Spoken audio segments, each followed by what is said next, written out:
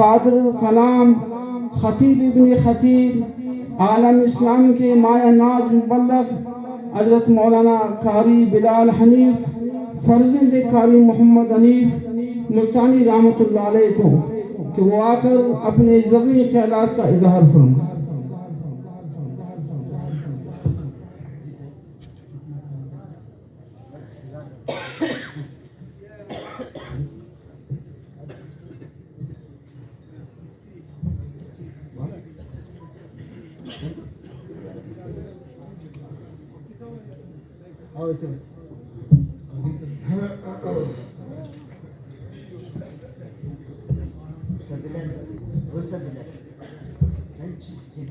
تمام ساتھیوں کے لیے کھانا کا انتظام کیا گیا ہے۔ حضرت کے خطاب کے بعد انشاءاللہ دعا ہوگا اور عشاء کی نماز یہاں جماعت کے ساتھ پڑھیں گے، پھر کھانا کھایا جائے گا۔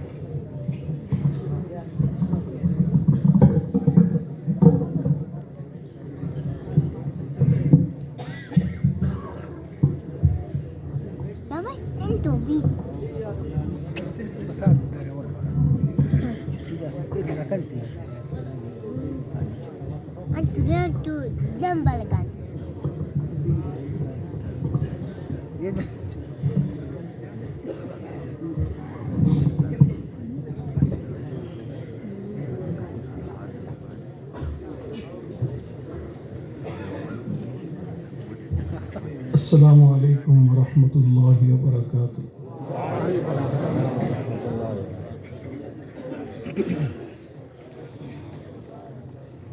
الحمد للہ نحمده ونستعینه ونستغفره ونؤمن به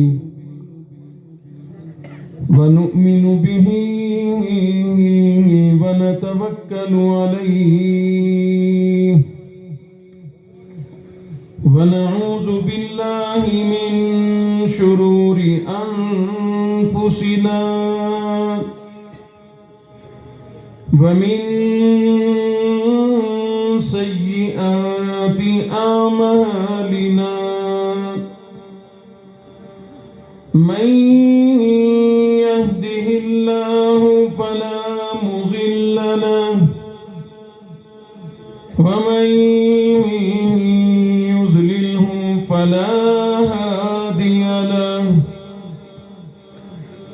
ونشهد أن لا إله إلا الله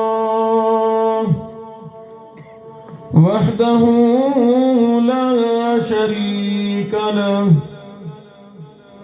ولا نظير له ولا مثال له ولا مثل له ولا معين له ولا وزير له ولا مشير له ونشهد أن سيدنا وسندنا ونبينا وشفيعنا وهادينا ومرشدنا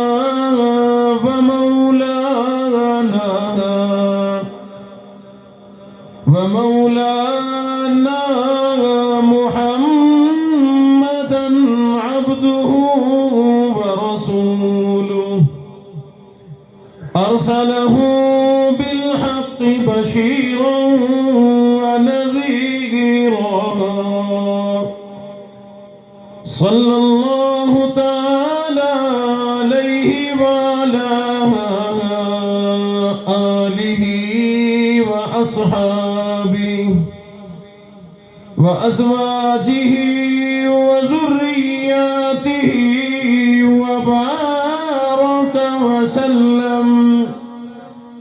وسلم تسليما كثيرا كثيرا. أما بعد فأعوذ بالله السميع العليم من الشيطان الرجيم. بسم الله الرحمن الرحيم. قل هل يستوي الذين يعلمون والذين لا يعلمون إنما يتذكر أولو الألباب. وقال الله تبارك وتعالى في مقام آخر يرفع الله الذين آمنوا منكم والذين أوتوا العلم درجات. صدق الله مولانا العلي العظيم وبلغنا رسوله النبي الكريم ونحن على ذلك لمن الشاهدين والشاكرين والحمد لله رب العالمين. سارے حضرات اخلاص و محبت سے بلند آواز سے نماز والا درود پاک پڑھ لیں تاکہ یہ بابرکت محفل اور زیادہ بابرکت ہو جائے. بلند آواز سے نماز والا درود پاک پڑھ لیں. اللهم صل على محمد وعلى آل محمد كما صليت على إبراهيم وعلى آل إبراهيم إنك حميد مجيد. اللهم بارك على محمد وعلى آل محمد كما باركت على إبراهيم وعلى آل إبراهيم إنك حميد مجيد.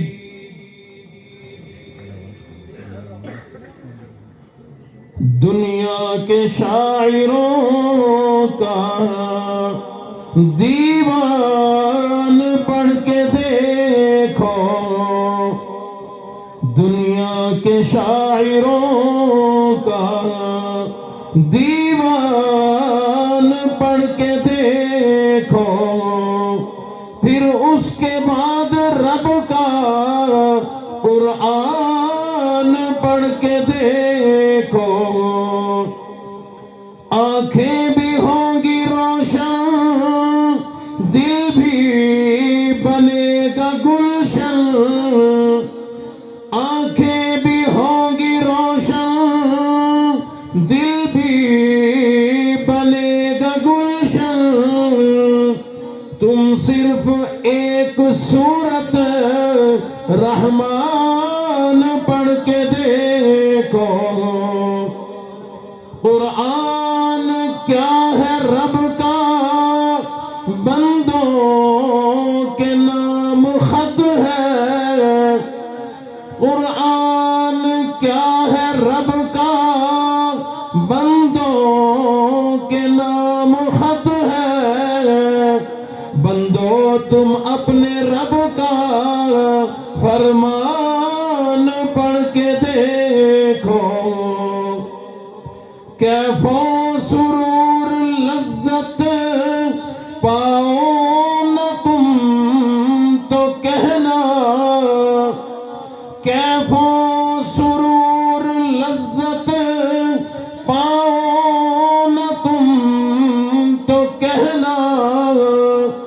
تجوید کے مطابق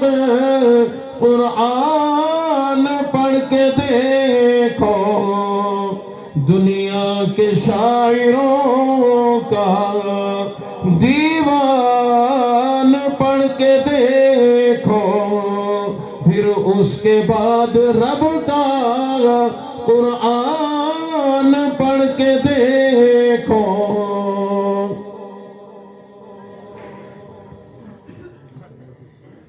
ارباب علم و دانش، انتہائی واجب الاحترام حضرات، علماء اکرام، حفاظ اعظام، طلباء اکرام، محترم بزرگوں، غیور نوجوانوں، آج کا یہ جلسہ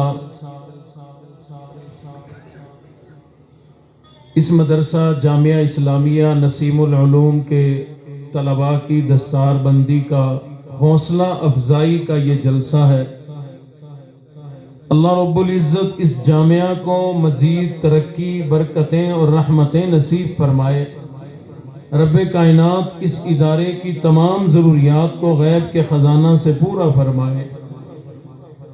محتمم حضرات سمیت تمام ہی جتنی انتظامیہ اساتذہ ہیں، رب کائنات سب کو مزید سے مزید خلوص کی دولت سے مالا مال فرمائے.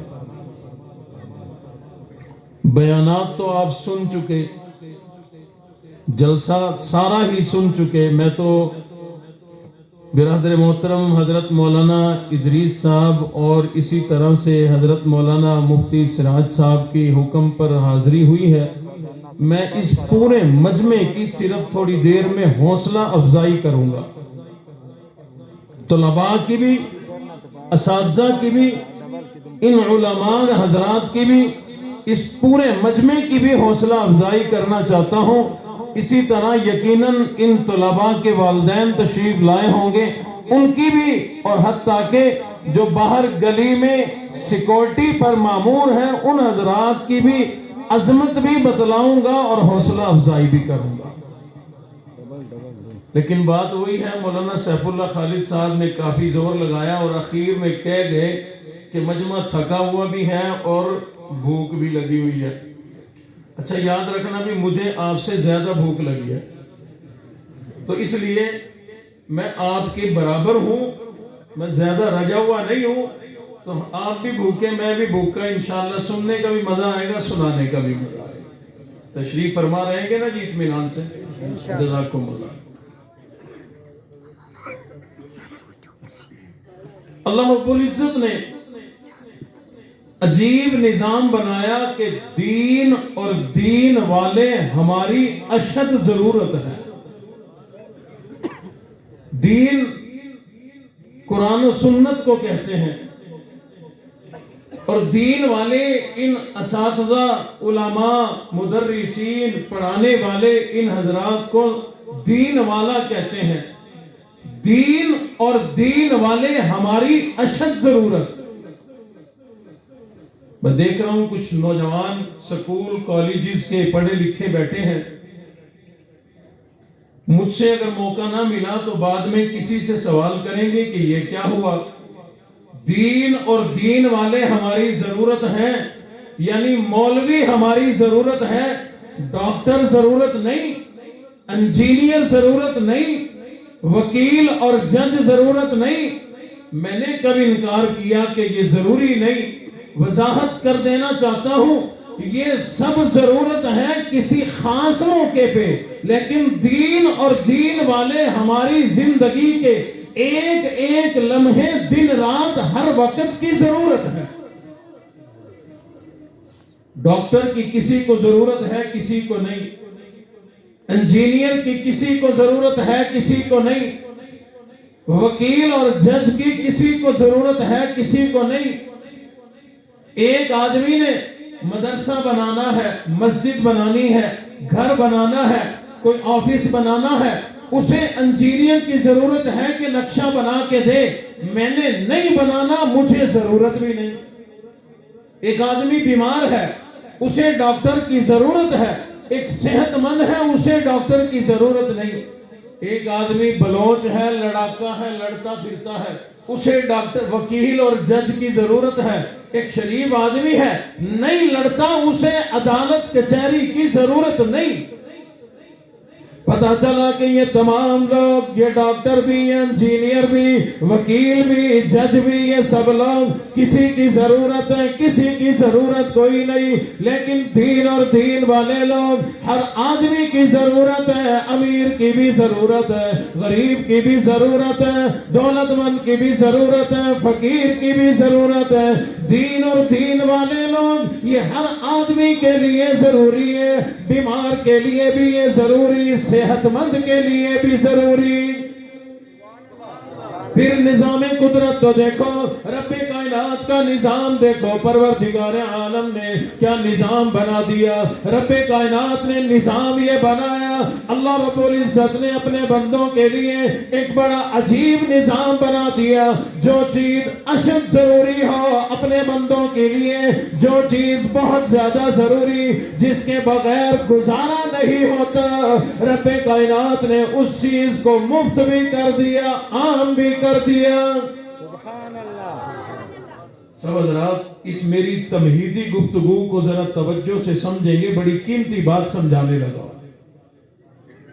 جو چیز انسانیت کے لیے اشد ضروری ہو، کوئی بھی چیز، مولوی نہیں، ہر چیز جو بہت زیادہ ضروری ہے، اشد ضروری ہے، اللہ نے اس چیزوں کو مفت بھی کر دیا، عام بھی کر دیا۔ اور جس چیز کی اشد ضرورت نہیں، اللہ نے تھوڑی بھی کر دی، مہنگی بھی کر دی۔ مثال کے طور پر ہم انسانوں کی ضرورت ہے آکسیجن، ایک گیس ہے آکسیجن، ہم لوگوں کے لیے اشد ضروری، کتنا ضروری کہ اس کے بغیر ہم سانس نہیں لے سکتے۔ دن میں بھی ضرورت، رات کو بھی، بیمار کے لیے بھی ضروری، صحت مند کے لیے بھی، امیر کے لیے بھی، غریب کے لیے بھی۔ آکسیجن اتنی ضروری کہ اس کے بغیر سانس نہیں لیا جا سکتا۔ ہم دن رات ہر دم سانس اندر لے رہے ہیں۔ اللہ نے آکسیجن کو عام بھی کر دیا، مفت بھی کر دیا۔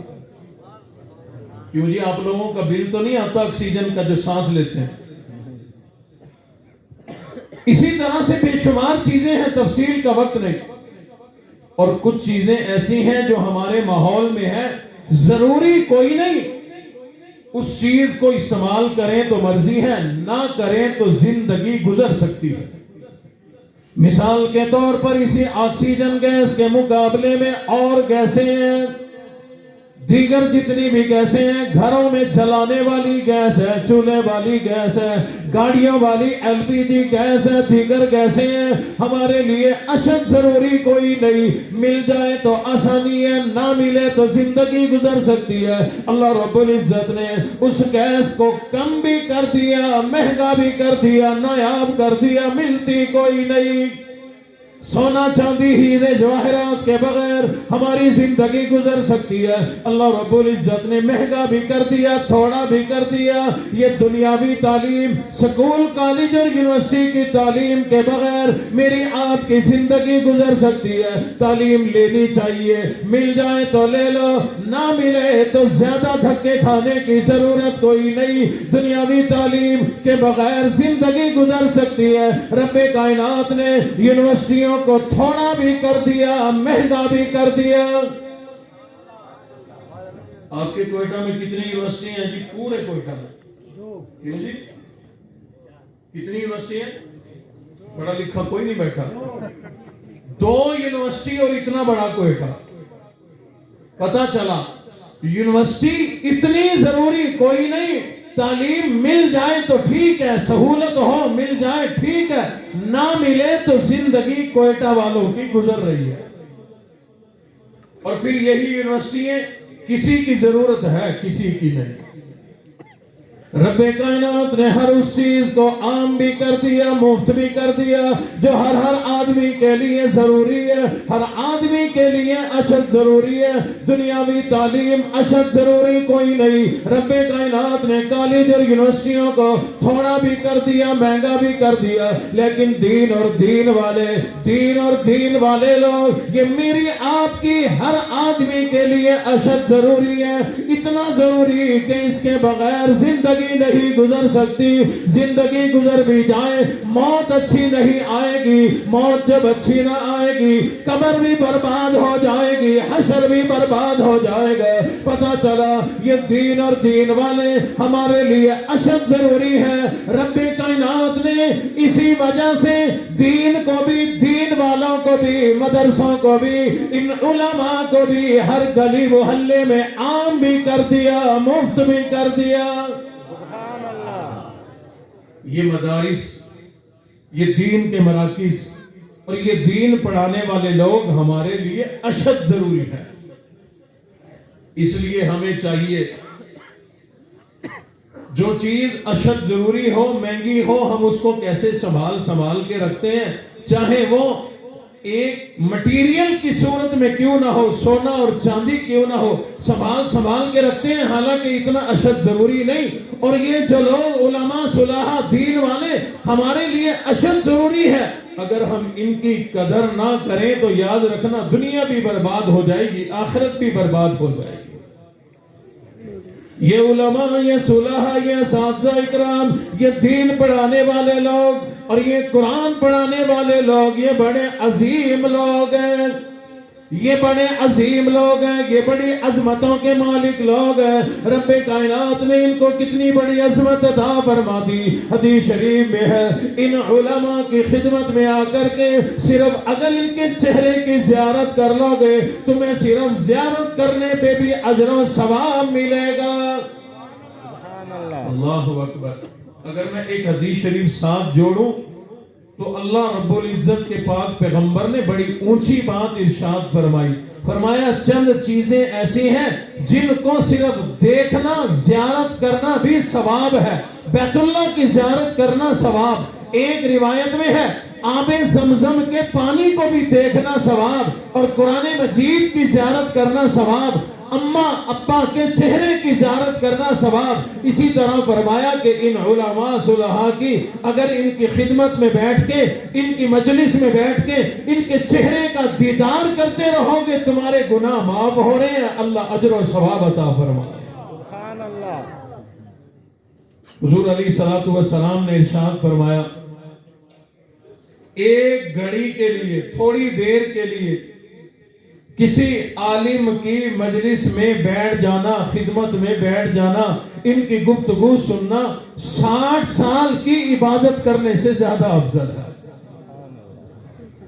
60 سال کی عبادت کرنے سے افضل زیادہ کیوں نہ ہو۔ یہ وہ لوگ ہیں، یہ وہ عظیم لوگ ہیں، رب کائنات کے ہاں ان کی کتنی قدر دانی ہے، کتنی بڑی عظمت ہے، پروردگار عالم کے ہاں ان لوگوں کی کتنی قدر ہے۔ حضور علیہ السلام نے ارشاد فرمایا ایک عام آدمی ہے، ساری رات اگر مصلی پہ کھڑا ہو کے عبادت کرتا رہے، ساری رات عبادت کرتا رہے، فرمایا عابد کا ساری رات عبادت کرنا اور ایک عالم کا رات کو سو جانا اس کی عبادت سے زیادہ افضل ہے۔ یہی ہے جن کے سونے کو فضیلت ہے عبادت پر، یہی ہے جن کے سونے کو فضیلت ہے عبادت پر، انہی کے اتقاء پر ناز کرتی ہے مسلمانی۔ یہی وہ لوگ ہیں رات کو جن کا سونا عبادت ہے، اور لوگوں جن کی نیند عبادت ہے، ان کی عبادت کا کیا مقام و مرتبہ ہوگا۔ سبحان اللہ۔ میں نے بڑا عرصہ سوچا اخیر ان حضرات میں ہے کیا جو ان مولویوں کا رات کو سونا عبادت ہے۔ میں اپنے لفظوں میں کہنے لگا ہوں مولوی رات کو خراٹے لے، خوب خراٹے لے، ساتھ والے کو بھی نہ سونے دے، اس کو بھی جگا کے رکھے، تو اس مولوی کے یہ خراٹے بھی عبادت ہے۔ میں نے بڑا سوچا کہ ان مولویوں میں ایسا کیا ہے، ان علماء صلحاء میں، اللہ والوں میں ایسا کیا ہے کہ ان کی نیند عبادت ہے۔ بہت میں نے سال ہا سال سوچا، لیکن میری سمجھ میں ایک بات آئی، اور وہ یہ امام بخاری رحمۃ اللہ علیہ نے حضور علیہ السلام کی جو پہلی حدیث مبارکہ جو نقل فرمائی ہے بخاری شریف میں، انما الاعمال بالنیات، عملوں کا دار و مدار نیتوں پر ہوتا ہے، اعمال کا دار و مدار نیتوں پر ہوتا ہے۔ مجمع میں کوئی مزدور بیٹھا ہے، رات کو جلدی اس لیے سوئے گا کہ صبح اٹھ کے مزدوری کرنے جانا ہے۔ کوئی دکاندار بیٹھا ہے، رات کو جلدی اس لیے سوئے گا کہ صبح دکان کھولنی ہے۔ کوئی سکول ٹیچر بیٹھا ہے، رات کو جلدی اس لیے سوئے گا کہ صبح میں نے اپنے کام پہ جانا ہے۔ کوئی آدمی دفتر میں کام کرتا ہے، رات کو جلدی اس لیے سوئے گا صبح اٹھ کے میں نے اپنی نوکری پہ جانا، صبح اٹھ کے میں نے اپنا کاروبار کرنے جانا، صبح اٹھ کر میں نے اپنی دکان کھولنی ہے، صبح اٹھ کر میں نے مزدوری کرنی ہے۔ لیکن ایک عالم دین، ایک دین والا آدمی، چاہے حافظ قرآن کیوں نہ ہو، کسی مدرسے کا مدرس کیوں نہ ہو، یہ رات کو یہ نیت لے کے جلدی سوتا ہے کہ صبح اٹھ کر میں نے یا نماز پڑھانی ہے یا اللہ کا قرآن پڑھانا ہے۔ اس نیت کی بدولت اللہ سونے پہ بھی اس کو عبادت کا ثواب عطا فرمائے۔ پھر میرے دوستو، کل قیامت کا دن ہوگا، اللہ کے دربار میں ایک کپڑے والا آئے گا۔ اللہ پوچھیں گے بتلا دنیا میں تو نے کیا دیکھا؟ کہے گا میں کپڑا ہی بیچتا تھا، کپڑا ہی دیکھتا تھا، کپڑے کی کوالٹی کا مجھے بڑا پتہ لگتا تھا۔ ایک مستری آ جائے گا، اللہ پوچھیں گے کہ دنیا میں کیا دیکھا؟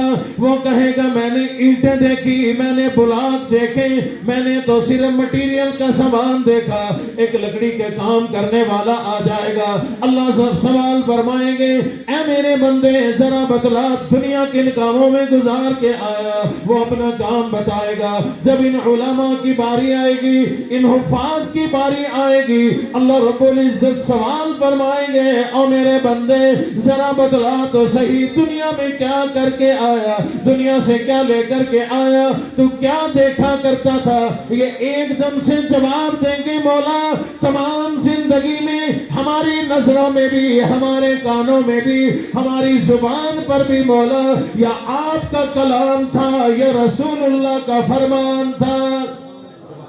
قرآن پڑھتے پڑھاتے ہماری زندگی گزر گئی، دین پڑھتے پڑھاتے ہماری ساری زندگی گزر گئی، اور لوگوں ان لوگوں کے پاس مال و دولت تو ہے کوئی نہیں جو قیامت میں ان سے مال و دولت کا حساب ہو جائے، بلکہ ان کو اللہ نے دیا ہی قرآن ہے، حساب بھی قرآن کا ہی ہوگا۔ پڑھانے والے جو اساتذہ ہیں، حدیث شریف میں ہے کہ جب تک یہ پڑھا رہے ہیں ایسے ہیں جیسے اللہ کے راستے میں چل رہے ہیں۔ اگر یہی دین پڑھاتے پڑھاتے دنیا سے رخصت ہو گئے تو اللہ انہیں دین پڑھانے کی برکت سے مقام شہادت عطا فرماتے ہیں۔ اور ان پڑھنے والے طلباء کا مرتبہ تو آپ جانتے ہیں،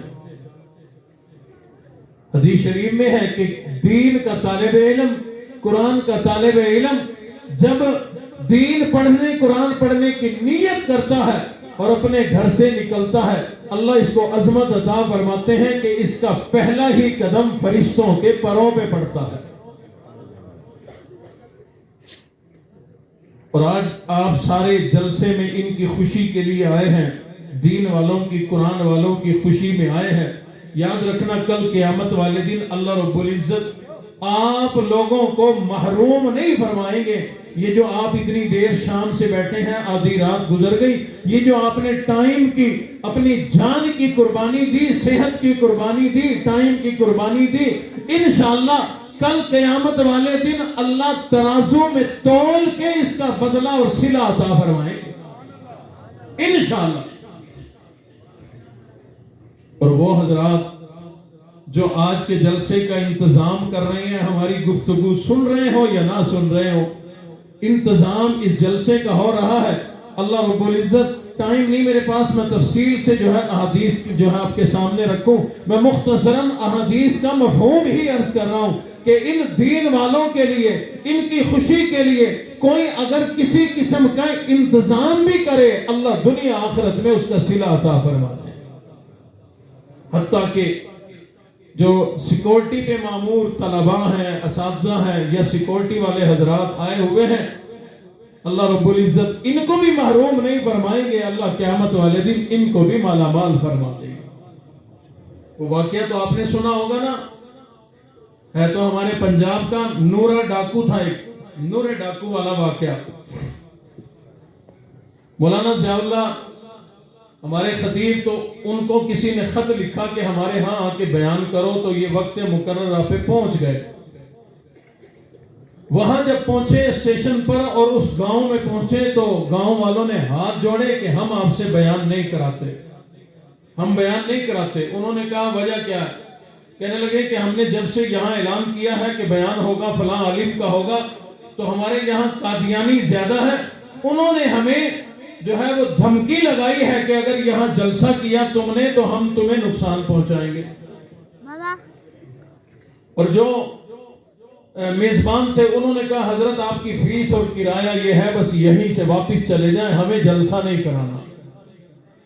خطیب صاحب اللہ والے تھے، فرمانے لگے کہ پہلے تو میں واپس چلا جاتا لیکن اب نہیں جاؤں گا، وہ اس لیے کہ اب رسول اللہ صلی اللہ علیہ وسلم کی عزت کا مسئلہ ہے، اب تو امام الانبیاء کی عزت کا مسئلہ ہے۔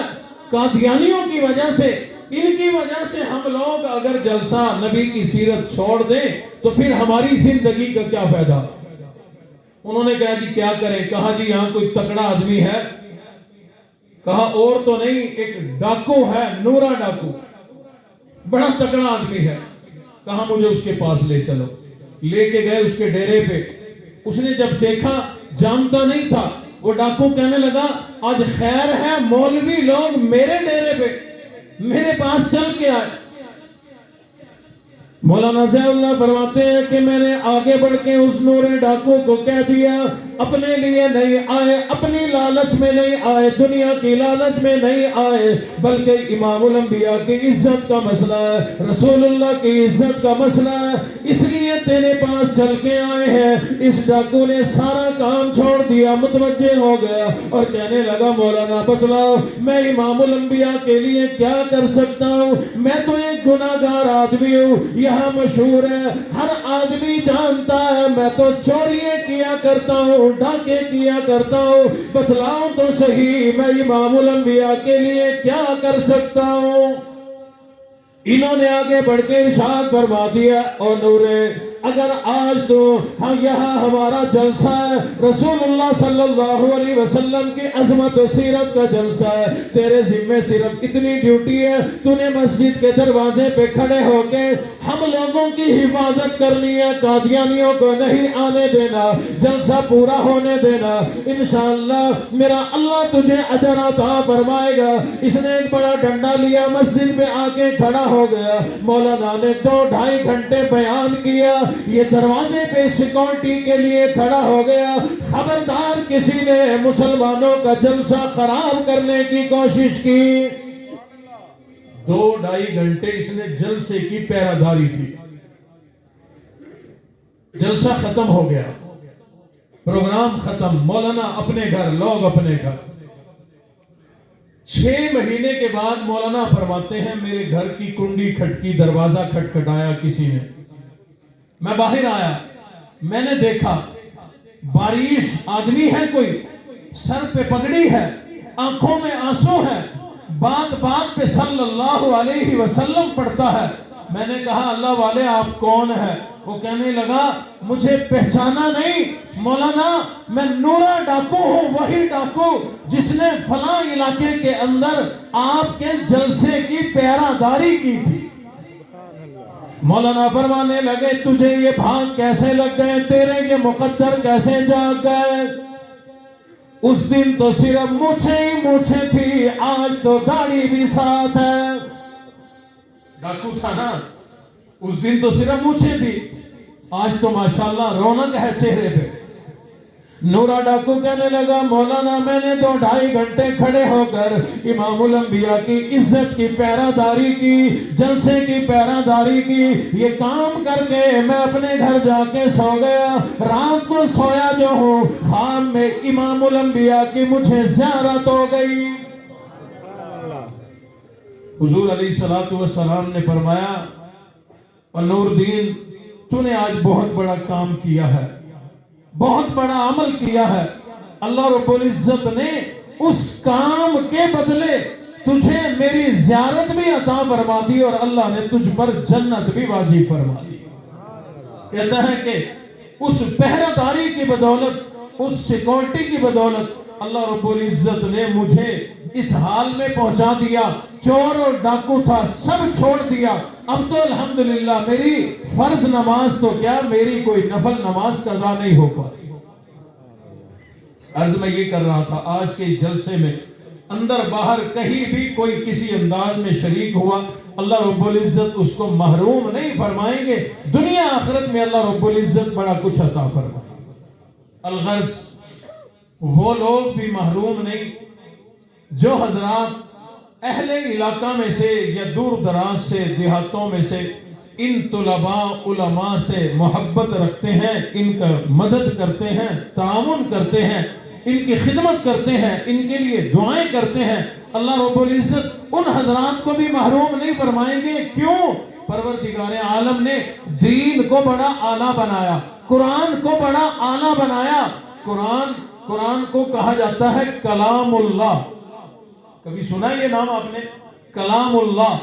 कलामुल्लाह कुरान मजीद को इसलिए कहा जाता है कि कुरान अल्लाह के बोल है, अल्लाह के बोले हुए जुमले हैं, अल्लाह के बोले हुए अल्फाज है, ये कलिमात है। अल्लाह के अंदर से जो चीज निकल के आई हो वो अल्लाह की कितनी कीमती चीज होगी। मैं अर्ज किया करता हूं, कुरान एक खुशबू है, कुरान एक मुअत्तर चीज है। जहां आ जाए उस जगह को भी खुशबूदार और मुअत्तर कर दिया करता है।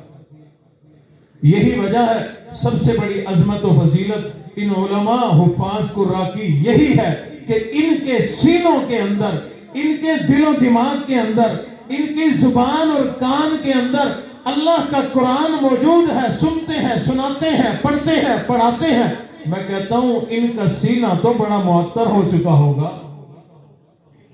हुजूर अलैहिस्सलातु वस्सलाम ने इरशाद फरमाया, कल क़यामत का दिन होगा, कुछ लोग ऐसे होंगे जिनके मुंह से कस्तूरी की खुशबू आ रही होगी। लोग सवाल करेंगे, मौला ऐ रब्बे कायनात ये कौन लोग हैं, ये किस उम्मत के अंबिया हैं कि इनको इतना बड़ा मर्तबा मिल गया। आज इस परेशान कुन घड़ी में इन्हें खाना भी मिल रहा है, इनको पीना भी मिल रहा है, और ये इनको अल्लाह के अर्श का साया भी मिल गया, इनके मुंह से खुशबू भी आती है। ये किस उम्मत के अंबिया हैं, ये कौन लोग हैं? अल्लाह रब्बुल इज्जत इरशाद फरमाएंगे, ये किसी उम्मत के नबी कोई नहीं, बल्कि तुम्हारे ही नबी के उम्मती है। तुम्हारे अंदर जिंदगी गुजारा करते थे, लेकिन फर्क ये है तुम लोगों ने कुरान से मोहब्बत ना की, तुमने कुरान ना पढ़ा, कुरान से दूर रहे, कुरान से रग़बत इख्तियार ना की। ये वो लोग हैं जिन्होंने तमाम जिंदगी कुरान पढ़ने और पढ़ाने में गुजार दी। अल्लाह रब्बुल इज्जत इरशाद फरमाएंगे कि मैंने कुरान की बदौलत जिस जुबान से मैं अल्लाह का कलाम पढ़ा करते थे, आज मैंने उस जुबान को ही खुशबूदार बना दिया। इमाम नाफी रहमतुल्लाह अलैह बड़े आला कारी थे, कुरान मजीद की बहुत ज्यादा तिलावत फरमाया करते थे और आवाज भी ऊंची थी। ऊंची आवाज से तिलावत करते, दूर दूर तक तिलावत की आवाज जाती। वाक़यात में लिखा है कि जब तिलावत फरमाते इनके मुंह से खुशबू निकला करती थी, और जहां तक तिलावत की आवाज जाती वहां तक खुशबू भी चली जाया करती थी। ये दीन वाले लोग, ये कुरान वाले लोग, कुरान की बरकत से ये इतने अजीम बन जाया करते हैं। अल्लामा शम्सुल गफानी रहमतुल्लाह अलैह ने बड़ा एक अजीब वाक़या लिखा। फरमाते हैं दारुल उलूम देवबंद में एक दीन का तालिब इल्म था। दीन पढ़ते पढ़ते दुनिया से रुखसत हो गया। जमाना तालिब इल्मी में दुनिया से रुखसत हो गया, फौत हो गया। घर बड़ी दूर था, कहाँ दारुल उलूम देवबंद, कहाँ अफगानिस्तान। کہا کہ ہم نے اس کا جنازہ پڑھا، وہی قریب قبرستان میں دفن کر دیا، خط لکھ دیا اس کے گھر، آپ کا بچہ دین قرآن پڑھتے پڑھتے دنیا سے رخصت ہو گیا، صبر کریں، اللہ صبر عطا فرمائے۔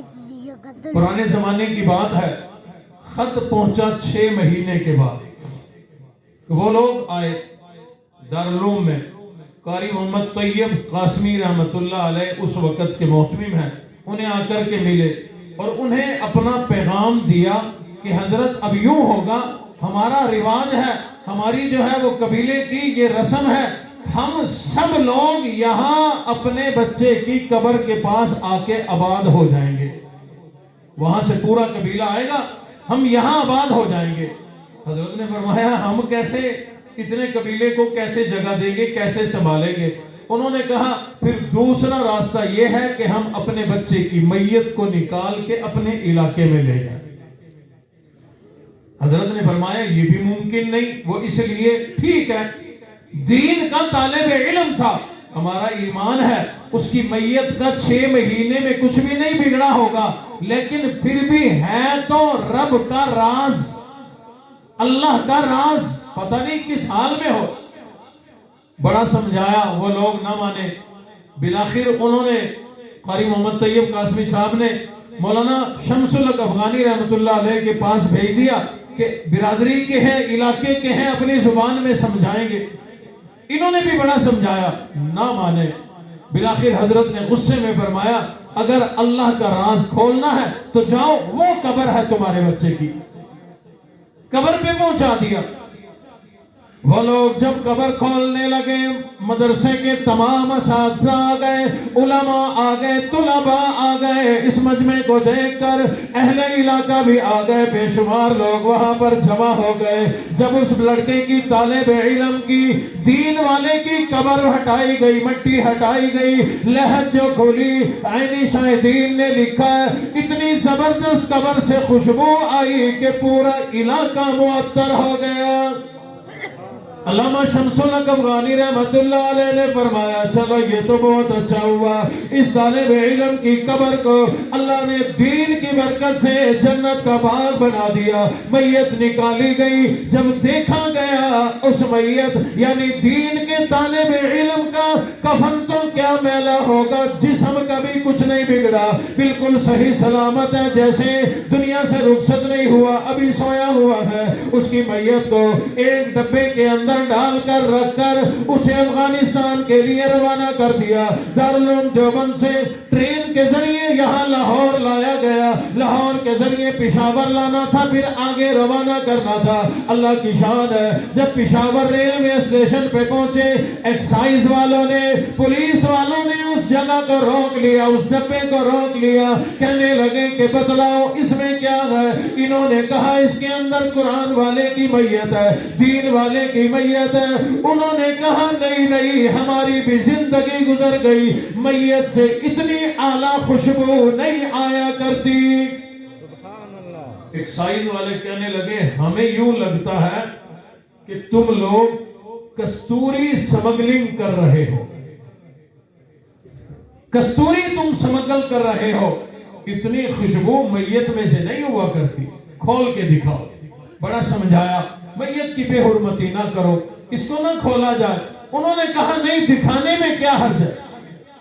یہ آپس میں بحث ہوتی رہی، تکرار ہوتی رہی، بالآخر اسی دوران بے شمار لوگ وہاں اسٹیشن پہ جمع ہو گئے۔ سب لوگوں کے مجمع میں جب اس دین کے طالب علم کی اس میت والے ڈبے کو کھولا گیا، لوگ دیکھ کر حیران ہو گئے۔ جب یہ بتلایا 6 مہینے گزر گئے، اس کو فوت ہوئے، 6 مہینے کے بعد قبر سے نکالا، اس کی اتنی اعلیٰ خوشبو ہے۔ اور اگلی بات بھی سنو، یہ تو دین کے طالب علم کی مرنے کے 6 مہینے کے بعد، دنیا سے رخصت ہونے کے 6 مہینے کے بعد اس کے جسم سے اتنی اعلیٰ خوشبو ہے۔ واقعات میں لکھا ہے عین اسی دن ہے، وہاں پشاور کے کسی نواب کا بچہ کوئی برطانیہ میں پڑا کرتا تھا، وہاں فوت ہو گیا تھا، 3 دن گزرے تھے، اس کی میت کو وہاں لایا گیا تھا۔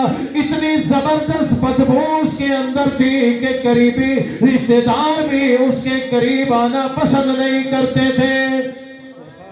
دین کا طالب علم 6 مہینے گزر گئے، اس کو دنیا سے رخصت ہوئے، آج بھی اس کی قبر سے خوشبو آتی ہے، آج بھی اس کے جسم سے خوشبو آتی ہے۔ یہ خوشبو کہاں سے آئی؟ میرا ایمان ہے یہ قرآن کی خوشبو ہے، جو قرآن اس کے سینے کے اندر ہے۔ یہ قرآن کی خوشبو ہے، جس زبان سے وہ قرآن پڑھا کرتا تھا، یہ اس قرآن کی خوشبو ہے، جن کانوں سے قرآن سنا کرتا تھا۔ اور ہم لوگ بھی قرآن پڑھنے، پڑھانے، سننے، سنانے والے بن جائیں، انشاءاللہ ہمارے جسم سے بھی خوشبو آئے گی، اور زیادہ سے زیادہ قرآن پڑھنے اور سمجھنے والے بن جائیں، عمل کرنے والے بن جائیں۔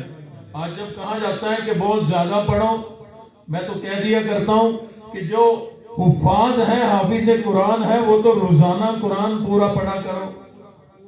پھر بعض لوگ جو ہے وہ حدیث شریف نکال کے لے آتے ہیں کہ ایک دن میں پورا پڑھنا تو جائز ہی کوئی نہیں، منع ہے۔ میں انہیں کہہ دیا کرتا ہوں کہ بھائی ہم کب کہہ رہے ہیں آپ کو کہ آپ پڑھو؟ آپ سے تو سال میں ختم نہیں ہونا۔ جو اعتراض کرتا ہے نا کہ اس سے کہاں اتنی جلدی ختم ہوگا قرآن؟ قرآن بہت زیادہ مقدار میں، زیادہ سے زیادہ اچھے انداز میں وہی پڑھ سکتا ہے جس کو قرآن سے محبت ہو، اور لازم نہیں کہ حافظ قرآن ہو۔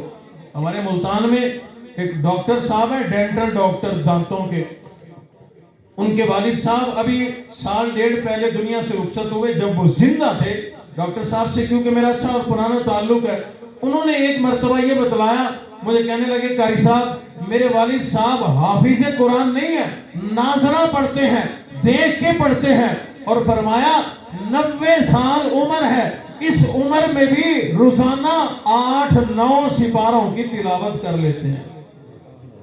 اور آج کا جوان کہتا ہے مجھ سے نہیں پڑھا جاتا۔ امام عاصم رحمت اللہ علیہ، انہوں نے جس گھر کے اندر اپنی زندگی گزاری، ایک گھر میں رہتے رہتے 24,000 قرآن مجید ختم کیے تھے۔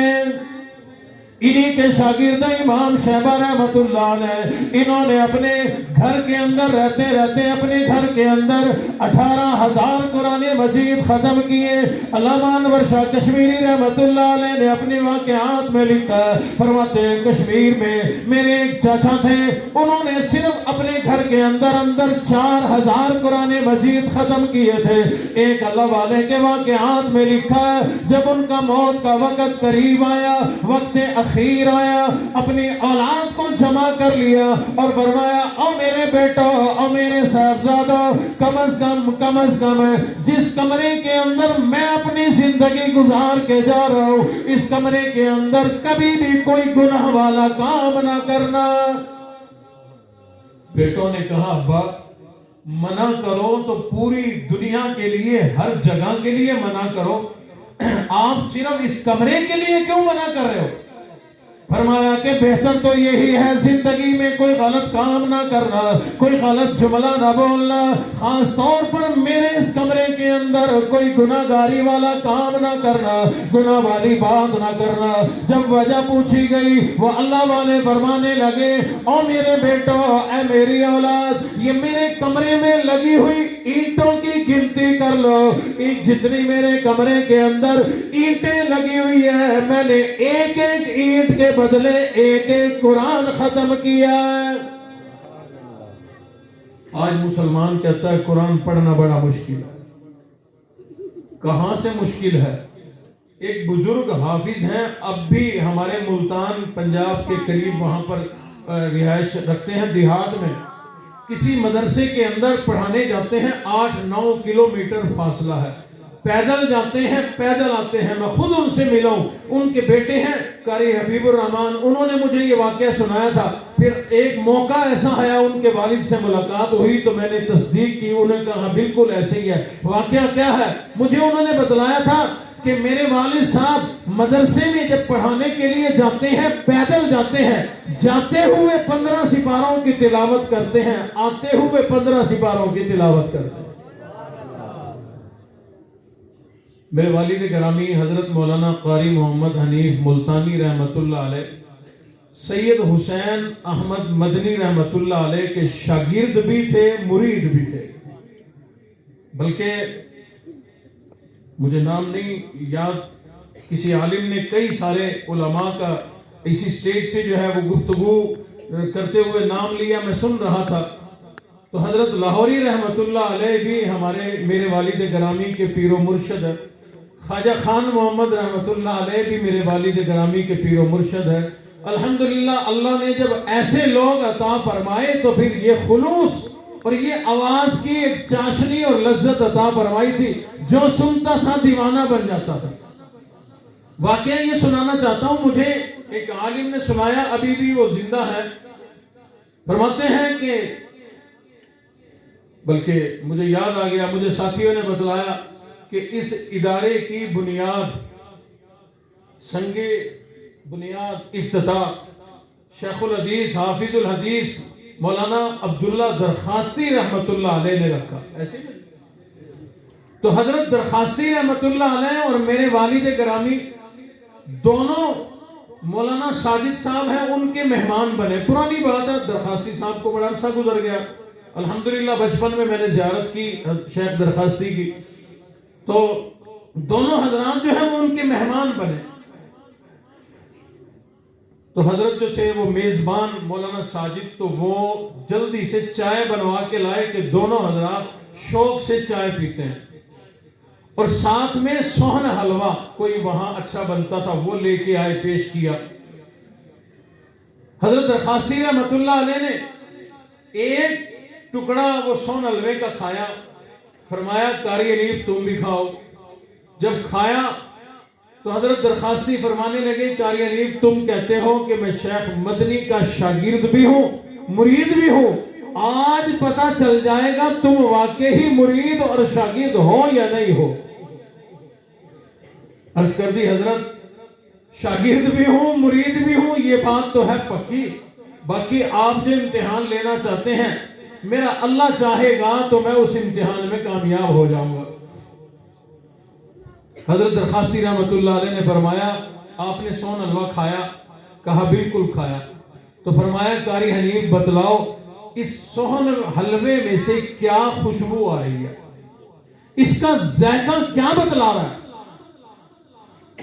کہا حضرت اس میں سے مجھے قرآن کی خوشبو آ رہی ہے، سوہن حلوے میں سے قرآن کی خوشبو آ رہی ہے۔ حضرت درخواستی رحمت اللہ علیہ نے اسی وقت حکیم ساجد صاحب کو بلوایا اور فرمایا کہ جس نے یہ سوہن حلوہ بنایا اس کو بلایا جائے۔ بلا لیا گیا، جو سوہن حلوہ بنایا کرتا تھا۔ جب وہ حضرت درخواستی کی خدمت میں آیا، ایک سیدھے سادے بزرگ دیہات کے رہنے والے بزرگ، حضرت درخواستی نے فرمایا او اللہ والے آپ نے یہ سوہن حلوہ بنایا؟ کہا بالکل میں نے بنایا۔ فرمایا کہ تمہارا عمل کیا ہے، نیکی کیا ہے، کیا عمل کیا کرتے ہو؟ بڑی عجیب لذت اس کے اندر موجود ہے۔ وہ کہنے لگے او اللہ والے میں کیا عمل کروں گا، مزدور آدمی ہوں لیکن میں حافظ قرآن ہوں، قرآن میں نے جوانی میں حفظ کر لیا تھا، آگے دین پڑھنے کا موقع نہ ملا، غریب گھرانے سے ہوں، مزدوری کرنے لگا، میں نے دکان بنا لی، دکانداری کرنے لگا، لیکن میری خوش نصیبی جوانی سے لے کے اب بڑھاپا آ گیا، میں نے اپنا قرآن بھلایا کوئی نہیں، آج بھی یاد ہے۔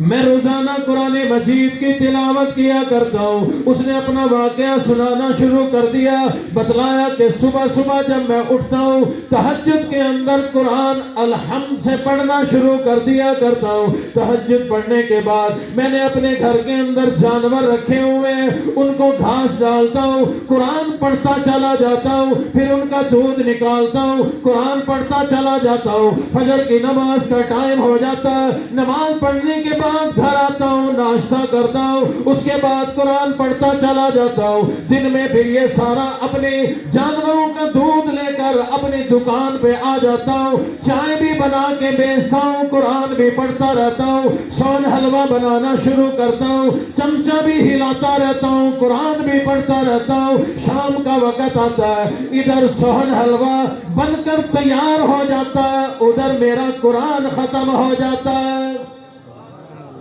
حضرت درخواستی رحمت اللہ علیہ کھڑے ہو گئے، उस हाफिज कुरान बाबा जी को सीने से लगा लिया, पेशानी पे बोसा देकर दुआएं दे दी। ओ अल्लाह वाले, तुझे तेरा कुरान मुबारक हो, दुआएं दे के उसको रवाना कर दिया। अब बैठ गए, फरमाने लगे, ओ कारी हरीफ, आज पता चल गया वाकई तू शेख मदनी का शागिर्द भी है, मुरीद भी है। कि तुझे कहां उसने तिलावत कर करके सोन हलवा पकाया, कहां उसने बैठ के ये काम किया, और तुझे सोन हलवे में से कुरान की खुशबू आ गई। पता चला कि तू वाकई ही शेख मदनी का शागिर्द और मुरीद है। अर्ज करने का मकसद ये कुरान वाले लोग बड़े अजीम लोग हैं।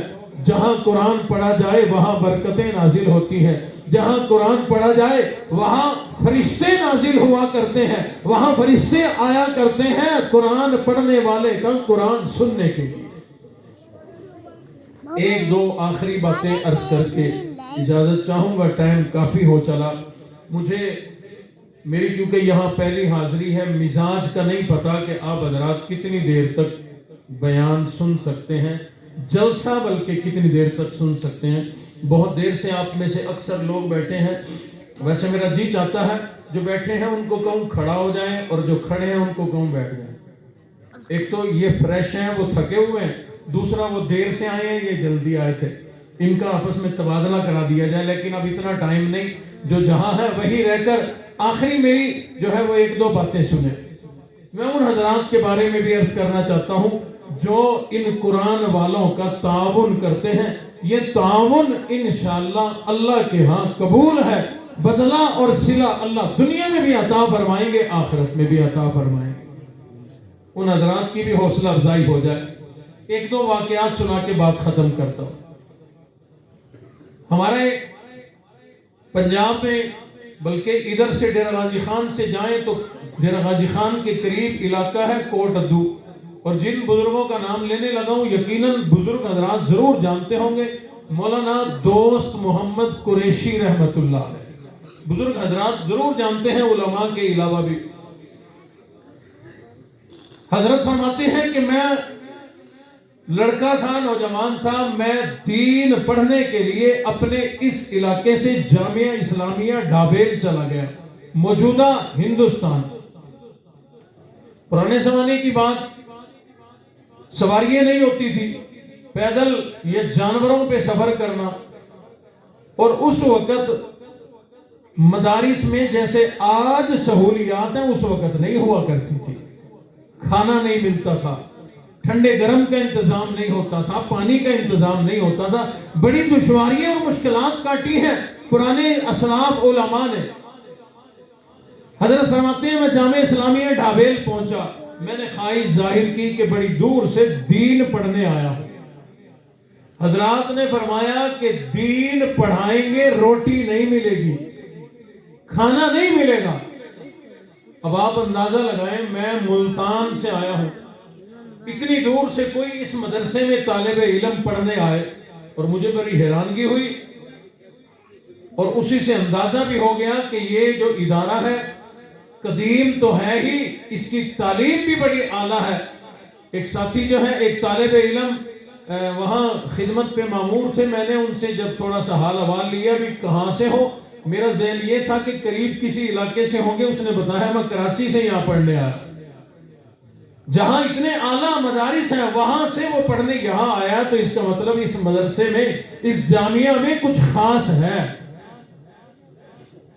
और वाकई खास है। तो इस रात आधी गुजर चुकी है, सर्दियों की रात, अब तक आप हजरात बड़ी मोहब्बत से तशरीफ फरमा है।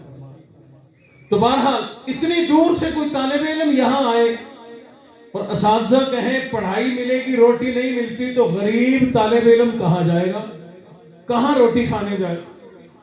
मौलाना दोस्त मोहम्मद कुरैशी रहमतुल्लाह अलैह फरमाते हैं कि मैं जामिया इस्लामिया ढाबेल पहुंच गया। वहां जाकर मैंने कहा कि पढ़ने के लिए बड़ी दूर से आया हूं, दीन पढ़ना चाहता हूं। उन्होंने कहा अल्लाह वाले, पढ़ाई मिलेगी, दीन मिलेगा, रोटी का इंतजाम कोई नहीं, रोटी का इंतजाम खुद करना पड़ेगा। जरा तसव्वुर में लाओ कितनी परेशानी बनी होगी। हमारे अब्बा जी रहमतुल्लाह अलैह वाकया सुनाया करते थे। حضرت تھانوی رحمت اللہ علیہ کا زمانہ ہے. ایک طالب علم یوں ہی کسی مدرسے میں آیا, داخلہ لیا تو انہوں نے کہا کہ ہم اتنے طلباء مسافر رکھتے ہیں, ان کا روٹی کا انتظام ہوتا ہے, بس انہی کو کھانا ملے گا, آپ کو کھانا نہیں ملے گا, پڑھائی ملے گی. اب یہ مسجد کے باہر بڑا اداس بیٹھا ہوا تھا. وہی مسجد سے ایک آدمی نماز پڑھ کے جو نکلا نا, دیکھا طالب علم اداس پریشان بیٹھا ہے. پوچھا بیٹا کیا ہے, کیا پریشانی ہے؟ بتلا دیا کہ بڑی دور سے پڑھنے آیا تھا, پڑھائی ملتی ہے, روٹی نہیں ملتی. اس نے کہا پریشان نہ ہو, میری والدہ فوت ہو گئی تھی, میں نے اس کے ایصال ثواب کے لیے 40 دن روٹی دے دی ہے, 40 دن کھاؤ, آگے اللہ انتظام کر دے گا. خوش ہوا, چلو 40 دن تو روٹی ملتی ہے. تو جب روٹی کھاتے کھاتے آیا نا 40واں دن, اس طالب علم کو پتا تھا کہ اب تک کوئی اور جنازہ نہیں ہوا, کوئی اور میت نہیں ہوئی, تو اس کا مطلب ہے میری روٹی بند ہونے والی ہے. اس نے سجدے میں سر رکھ کے اللہ سے دعا مانگ رہا ہے, اللہ کسی اور کی والدہ کو مار دے, 40 دن ادھر سے روٹی آئے گی, پھر کسی اور کو مار, 40 دن وہاں سے آئے, میری تو پڑھائی پوری ہو. اس نے جب یہ دعا کی, طالب علم دوڑا مولانا ادریس صاحب کے پاس کہ اس کا کھانا جاری کرو ورنہ یہ کسی کو مار دے گا. مولانا نے بلایا, پھر تیرا جو ہے کھانا جاری کرتے ہیں, تو کسی کی میت یہاں نہ لا, کسی کو نہ مار. مولانا دوست محمد قریشی رحمت اللہ علیہ فرماتے ہیں مجھے روٹی سے جواب مل گیا, پڑھائی ملے گی, روٹی نہیں ملے گی. میں نے سارا دن گزارا, شام کا ٹائم ہو گیا, اب تو مجھے بڑی بھوک بھی لگی تھی. میں یوں ہی مسجد کے مدرسے کے باہر بیٹھا, ایک بوڑھی اماں وہاں سے گزر رہی تھی, میرے قریب آ گئی, آ کر کے کہنے لگی, او بچے کسی نیک گھرانے کے لگتے ہو, شریف گھرانے کے لگتے ہو, کیا بات ہے, کیوں پریشان ہو, کیوں اداس بیٹھے ہو؟ فرماتے ہیں میں نے کہہ دیا, او پیاری اماں, او بوڑھی اماں, کیا بتلاؤں, بڑی دور سے میں دین پڑھنے کے لیے آیا تھا.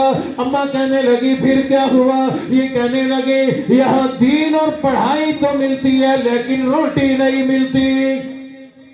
دین حاصل کروں تو روٹی کہاں سے کھاؤں گا, روٹی کھانے گھر جاؤں تو دین کہاں سے حاصل کروں گا.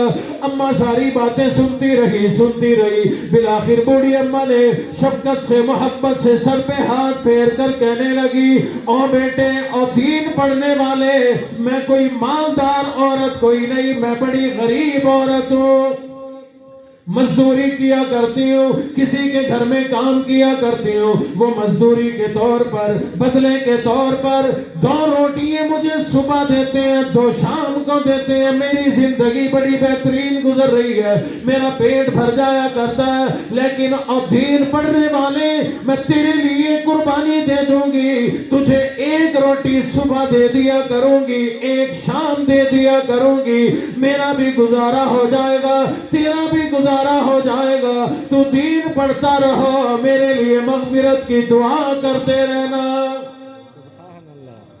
حضرت فرماتے ہیں کہ وہ اماں اپنے پیٹ کاٹ کے, اپنی بھوک برداشت کر کے 1 روٹی خود کھاتی, 1 مجھے دے جایا کرتی تھی. فرماتے ہیں کہ میں 1 روٹی کھاتا رہا, دین پڑھتا رہا, اماں کے لیے دعائیں کرتا رہا. بالآخر اللہ نے مجھے دیندار بنا دیا, یعنی عالم بنا دیا. فرماتے ہیں میں واپس اپنے شہر میں آ گیا. بالآخر اللہ رب العزت نے مجھے بڑی عزت عطا فرمائی. میں حج کے لیے بیت اللہ چلا گیا, حج ادا ہو گیا, مسجد نبوی مدینہ منورہ میں آ گیا. امام الانبیاء کے روضہ اطہر پر میں نے درود و سلام کا توبہ پیش کیا. میں وہاں مسجد نبوی میں ریاض الجنہ میں ذرا ٹیک لگا کر جو بیٹھا, اور میرے دل کے اندر بات آ گئی, پتہ نہیں وہ اماں زندہ بھی ہے کہ دنیا سے رخصت ہو گئی, جو مجھے 1 روٹی دیا کرتی تھی, پتہ نہیں کس حال میں ہوگی. فرماتے ہیں یہی سوچتے سوچتے میں نے ٹیک جو لگائی, مجھے نیند آ گئی, خواب آیا. میں کیا دیکھتا ہوں کہ وہی بوڑھی اماں لیکن جوان ہے. وہ بوڑھی اماں بڑی اب حسین و جمیل ہے, بڑا اعلیٰ قیمتی لباس پہنا ہوا ہے, میں نے عرض کر دی اماں یہ حسن و جمال کہاں سے مل گیا، یہ جوانی کہاں سے مل گئی، یہ اعلیٰ لباس کہاں سے مل گیا؟ اماں کہنے لگی او بیٹے وہ جو ایک روٹی تجھے دیا کرتی تھی رب کائنات نے اس ایک روٹی کے بدلے میں میری مغفرت فرما دی، مجھے جنت عطا فرما دی۔ ایک روٹی دینے والی اماں جنت میں، جو ان طلباء کے لیے روٹی کا بندوبست کرے، جو ان کے کھانے کا انتظام کرے، جو ان کی ضروریات کو پورا کرے، ذرا تصور میں لاؤ اللہ کیا عطا فرمائیں گے۔ ان کا تعاون کرنا، مدارس مساجد کا تعاون کرنا، علماء صلحاء دین والوں کا تعاون کرنا، اس کو معمولی بات بھی نہ سمجھنا، اور معذرت کے ساتھ اگلا جملہ کوئی ناراض بھی نہ ہو جائے، سمجھانا مقصود ہے۔ ان طلباء علماء پہ خرچ کر کے، ان کا تعاون کر کے، ان کو دے کر زندگی میں کبھی بھی احسان نہ جتلانا۔ اگر آپ نے جو مالدار لوگ ہیں مدارس میں 1 کروڑ روپیہ بھی دیا ہوگا نا، جس دن احسان جتلاؤ گے اللہ رب العزت سارا کے سارا ضائع فرما دے گا، سب ضائع ہو جائے گا۔ کیوں؟ ان کو دینا در حقیقت اللہ کو دینا ہے۔ کیوں جی؟ مساجد مدارس کو جو دیتے ہیں اللہ کو دیتے ہیں نا، کہا جاتا ہے نا بھی اللہ کے راستے میں دو، تو جب اللہ کو دیا تو اللہ پہ احسان کرنے والا کون پیدا ہو گیا؟ جو اللہ پہ احسان کرے کہ میں نے اللہ کو دیا تھا۔ بلکہ جو دے مدارس والے لے لیں، آپ کا سرمایہ، آپ کا روپیہ دین پر اگر کام آ جائے، 2 رکعت نفل پڑھ کے اللہ سے آنسو بہا کر شکرانہ ادا کرو، مولا آپ کی مہربانی آپ نے قبول فرما لیا۔ اخیر میں مبارکباد دوں گا ان طلباء کو، طلبات بھی ہیں، وہ طلباء جن کی دستار بندی ہے اور جنہوں نے دین پڑھ کر درجہ کتب کے حوالے سے یا درجہ قرآن کے حوالے سے جو ہے وہ تکمیل تک پہنچے، ان طلباء کو بھی مبارک ہو، ان کے اساتذہ کو بھی مبارک ہو۔ طلباء جو بیٹھے ہیں وہ خیر مبارک تو کہہ دیں، جن کی تکمیل ہے اب وہ خیر مبارک ہیں، ماشاءاللہ کافی سارے ماشاءاللہ، اور ان کے والدین کو بھی مبارک ہو۔ قیامت والے دن ان کے والدین کو تاج پہنایا جائے گا۔ ان کے رشتہ داروں کو بھی مبارک ہو اگر تشریف لائے ہیں۔ قیامت والے دن ایک ایک ان میں سے اپنے رشتہ داروں میں سے 10 ایسے جو جہنم میں جا چکے ہوں گے، اللہ فرمائیں گے اے حافظ قرآن، قاری قرآن، اے دین والے، نام لے، انگلی کا اشارہ کر اپنے رشتہ داروں کے لیے، جہنم سے نکال کر دریائے رحمت میں غوطہ دے کے ان کے گناہ معاف فرما کے جنت دینا میں اللہ کا کام۔ تو ان کی وجہ سے والدین بھی جنت میں، رشتہ دار بھی جنت میں، ان کی خوشی میں جتنے لوگ شریک ہوئے اللہ ان کو بھی جنت عطا فرمائیں گے۔ تو قصہ مختصر میں کہتا ہوں کہ اس پورے مجمع کو مبارک ہو کہ ہم ان کی وجہ سے جنت کے مستحق بنے بیٹھے ہیں۔ ساتھ میں ہی جو منتظمین ہیں، انتظامیہ ہے، ان سب حضرات کو بھی مبارک ہو۔ اللہ رب العزت نے آپ حضرات کی محنتیں جو ان طلباء کے لیے انتظامات کرتے ہیں، محنت کرتے ہیں، کوشش کرتے ہیں، اللہ نے ان کی محنت کو رنگ لگایا، بار آور فرمایا۔ الحمدللہ یہ محنت جو ہے وہ سامنے بیٹھی ہے، اور میں عرض کر چکا، مجھے طالب علم نے بتلایا کہ میں کراچی سے یہاں پڑھنے آیا، میرے لیے واقعی یہ بڑی حیرانگی کی بات تھی، اتنا دور پڑھنے وہی طلباء جاتے ہیں جن کو پتا ہو کہ وہ مدرسہ بہت اچھا ہے، وہ مدرسہ بہت اعلیٰ ہے۔ میرے والد گرامی پاکستان بننے کے بعد عالم بنے، پاکستان میں پڑھتے رہے، درجہ کتب حفظ وہاں کر لیا تھا پاکستان بننے سے پہلے، اور یہاں پاکستان میں آ کر جو ہے وہ درجہ کتب پڑھا۔ مفتی محمود رحمت اللہ علیہ ہمارے ابا جی کے استاد محترم ہے، اور اسی طرح مفتی شفیع صاحب جو قاسم العلوم والے تھے وہ، تو ان حضرات سے پڑھا، لیکن ابا جی ہمارے دورہ کرنے کے لیے آخری سال پڑھنے کے لیے دارالعلوم دیوبند تشریف لے گئے۔ کیوں گئے؟ پتا تھا نا کہ وہاں تعلیم اعلیٰ ہے، اچھی ہے۔ اتنا لمبا سفر کیا اور 6 مہینے کا ویزا ملتا تھا، 6 مہینے کے لیے گئے، پھر آ گئے، پھر گئے، پھر آ گئے، یوں سفر مشکلات ساری برداشت کی۔ تو دور کا سفر کر کے کسی مدرسے میں، جامعہ میں وہی آتا ہے جہاں تعلیم اچھی ہو۔ تو اس بات کا تو مجھے یہاں داخل ہونے سے پہلے اندازہ ہو گیا۔ مزید یہ ان حضرات کی محنت آپ کے سامنے ہے۔ اہل علاقہ، مہمانان گرامی، مجھے معلوم ہے دور دور علاقوں سے تشریف لائے ہوئے ہیں۔ میری گزارش ہے دل کھول کر اور محبت کے ساتھ اس ادارے کے ساتھ تعاون کیا کریں۔ اللہ رب العزت سے دعا ہے میں نے جو کچھ کہا، آپ نے جو کچھ سنا، اللہ اس پہ ہمیں عمل کرنے کی توفیق عطا فرما دے۔ وآخر دعوانا ان الحمدللہ رب العالمین۔